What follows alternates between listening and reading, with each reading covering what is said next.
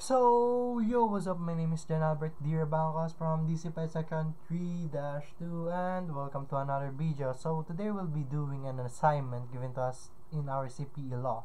So, first of all, what is this case is all about? So, on June 15, 2021, Manila Bulletin article linked NAMFREL to One Sambayanan, a political group, which questioned the NAMFREL independence and non-partisan role. The NAMFREL quickly clarified that these allegations were incorrect and misleading.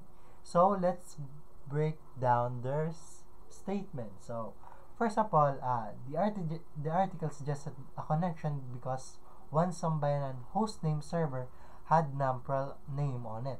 Furthermore, it claimed that the URL containing the One Sambayanan name redirected to NAMFREL voter registration campaign website. NAMFREL explained that the project titled Vote for Us aims to encourage the voters registration and provide information for 2022 elections. However, this is what completely unrelated to One Sambayanan. So in computer engineering theory, yung link ng One Sambayanan, pag may clinic ka, or rather, nag-trigger ka doon, mapupunta ka sa NAMFREL Voters Registration. So, the project titled Vote for Us ata, or yung specific page ng One Sambayanan would lead you to NAMFREL. So, in that case, nag-claim yung ibang parties na yung NAMFREL pati One Sambayanan is connected to that. That is the issues. And another issues pala dito sa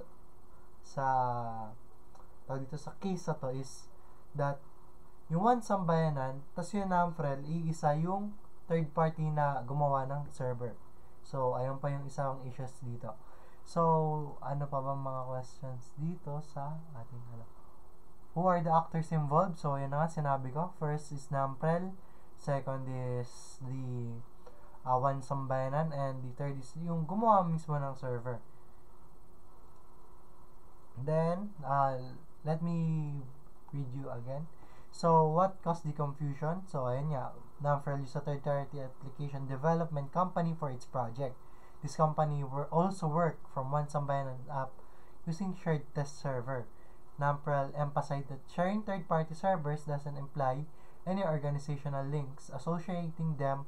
Based on the technicality, it's not only incorrect but also misleading. So, medyo may clue na tayo kung anong cyber security ang security law ang mababiolate ng ating case na to. So, ayan, quick sneak peek. So, next one is, the NAMFREL firmly stated that it does not support any political candidate or party and remains committed to being non-partisan. Ibig sabihin, wala silang kampong pinapanigan. The organization reiterated its missions to be honest, credible, and transparent during the elections. They also emphasized their continued advocacy to reform to make elections more secure, open, and fair. So, the potential connections in Cybercrime Prevention Act of 2012 is one, first, misleading information online. So, ayun, it could be considered as a cyber libel if the those who publish it will share false information or either damage the reputation, which is kinda true if you think about it. The NAMFREL organization image was hurt or maybe criticized by others, so it can be categorized as a cyber label. So unauthorized use of server. So another one is that because as a web developer or programmer or even a web distributor or licensor, if you're using servers, you cannot